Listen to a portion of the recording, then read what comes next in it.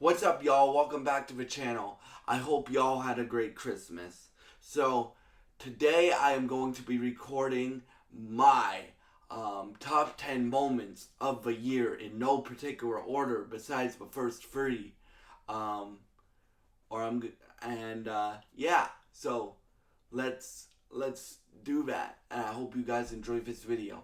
So, number one is, if you guys have been watching me since July, and if you haven't, I got to go to Montreal this year. Shout out to my mom for letting me go to Montreal. Why did I go to Montreal? To see my best friend, right? And that weekend is gonna go down as one of the best weekends in my life because we got to hang out. Um, we got to see Deadpool and Wolverine. My first time seeing Deadpool and Wolverine. I saw it 3 times, but I'll cover that stuff later. We got to see Deadpool and Wolverine. We got to hang out. We got to um, experience karaoke together, which that was lit. We did Not Like Us on karaoke. We did Euphoria on karaoke. We did Element on karaoke. We did Frank Ocean on karaoke. We did Like That on karaoke, and a bunch of other songs. And um, we also got kind of drunk. But but but it was one of the best weekends of my life, or is going to go down as one of the best weekends of my life. And again, shout out to my mom and shout out to um, Evan LeBlanc for making that happen. And yeah, so that's number one. That's my favorite moment of the year.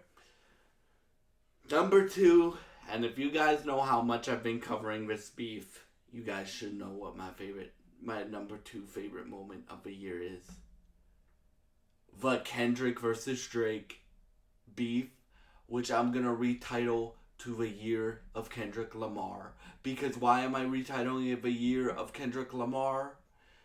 Because not only did Kendrick Lamar and Drake get into one of the best beefs in hip hop history, not only did Kendrick Lamar put out an album this year, not only did Kendrick Lamar put out a great feature on SZA's album this year, not only did Kendrick Lamar get announced to do the Super Bowl for next year, he did all of that shit. Oh, he so I remember breaking it. Like, I remember when Like That first dropped and I was so excited and stuff like that. And it was like, um for me that I've been waiting for Kendrick and Drake to rap battle for a decade plus, right? Since Control. Um and we finally got that. And that weekend where they just dropped song after song after song is probably gonna go down as another best weekend of my life, in my life, weekend, because it was just song after song after song after song. I really enjoyed covering that for y'all. That was probably one of my favorite things I've covered in my career of being a YouTuber, and um, uh, my career of being a YouTuber, and um, in both of my channels' histories, I that's probably one of my favorite things that I've ever covered on this channel. So on both of my channels. So yeah, um, so yeah, and then well, actually, there's four favorite moments that are in order, guys. Number three, seeing Chris Brown. Now, if you guys know me personally, and if you don't, Chris Brown's been one of my favorite artists since I was seven. I mean, not 7, 8, 9, 10 years old. So I've been waiting to see Chris Brown for over a decade, and I finally convinced my mother to let me go to Chris Brown. shout out to my brother for getting me VIP tickets. Yeah, shout out to him for getting me VIP tickets. And I will be seeing Chris Brown again when he tours again. That's how good I think he is, right? For me, you guys should know this by now if you watch either one of my channels. I love concerts, right? And for people that I've been wanting to see for a decade, it was well worth it. Y'all, it was well worth it. Seeing Chris Brown is my third favorite moment of the year. My fourth favorite moment of the year is starting my country channel. Now, you guys, if you guys don't know, I really got into country music 2 years ago, right? And now I've seen Carrie Underwood, Dan and Shay, which we'll get, Dan and Shay we'll get to later because that's further down on the list. But now I've seen Carrie Underwood, Dan and Shay, Drake White. I'm actually going to see Josh Ross in January. I'm seeing I saw who else have I seen? I went to the CCMAs to watch it live. I've started a country channel, for goodness sake. I'm really into country music. So that whole thing. So those are my top 4 moments of the year in order. Montreal to see my best friend. The Kendrick Lamar, the year of Kendrick Lamar, which also, like, it's not just the beef that he did in there. It's putting out the album, getting announced to do the Super Bowl, putting out some of the best records of his career, not letting me take a day off, so I have to cover those records, right? Those are what makes it my second favorite moment of the year. So going to Montreal, number 1. For Kendrick Lamar versus Drake beef, number 2. The Chris Brown concert, number 3. And number 4, starting my country YouTube channel. Number 5 is probably seeing Usher again, right? So, if you guys didn't know, I had the opportunity a decade ago to meet Usher through this organization called Sunshine Foundation, and I met him 10 years ago. So Usher's another one of those artists, man, that I grew up on since I was a little kid. So to see him 10 years later, I'm still an Usher fan, and that was a great concert. So yeah, that's number 5. And again, shout out to my brother for taking me to that concert. And yeah, so that's number 5.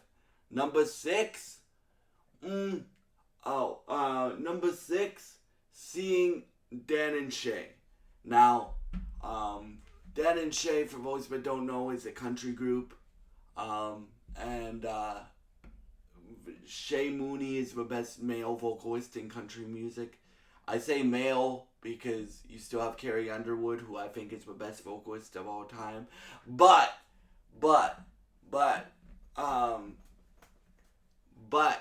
you have the best male vocalist of all time, and I say that because if you guys want to look on my Instagram or my Facebook, I posted a quip. Shout out to my mom for taking me to that concert. I posted a quip of him holding this note that, bruh, I've never heard a male vocalist hold a note for that long before, right? I even scream about it in the video. So yeah, on my Instagram and Facebook. So if you want to check my Instagram and Facebook out, it's Noah Vrionis. the same as this channel here. So number what number? Oh yeah, number 7. Number 7.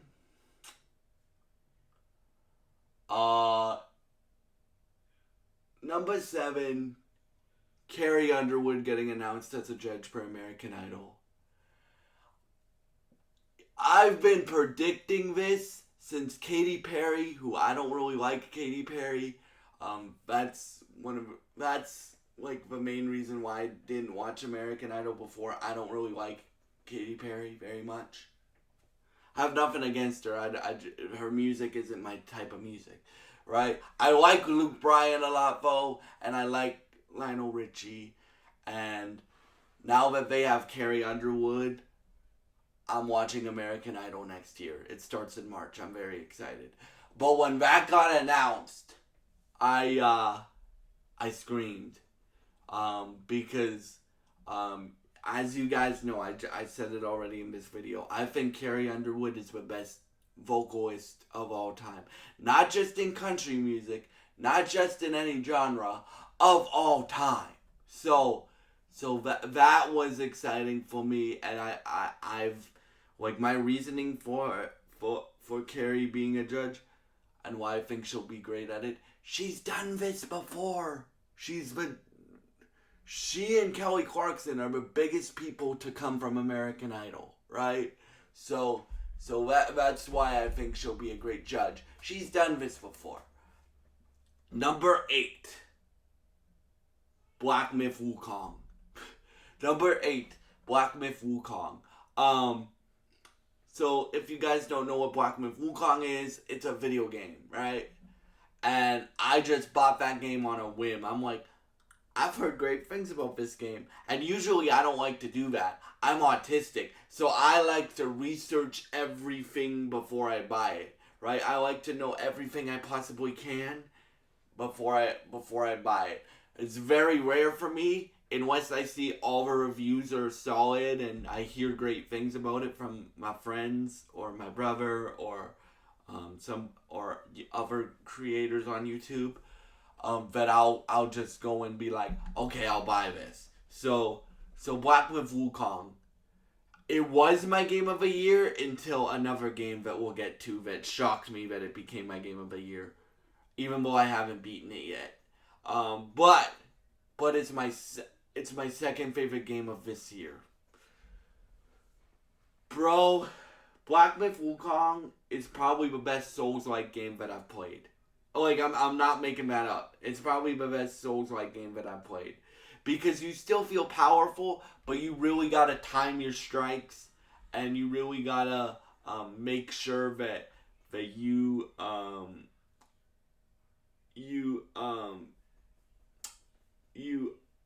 get to your target, and you really gotta be precise with your button presses and stuff like that. Actually, guys, I'm gonna move the list to 12 or 11 moments, because I had a lot of great moments this year. So yeah, number 9 is Drake White. So I saw Drake White with some family friends and my mom and dad, and that concert was incredible. And it was my first time at St. Andrew's Hall, which, if you guys don't know where that is, that's in Detroit, but that's also where Eminem got his, like, he first started rapping. Now, it wasn't a hip-hop concert, it was a country concert, but he's dope, and Drake White's story is really moving and untouchable, and he's a great musician. So that's number 9. Number 10.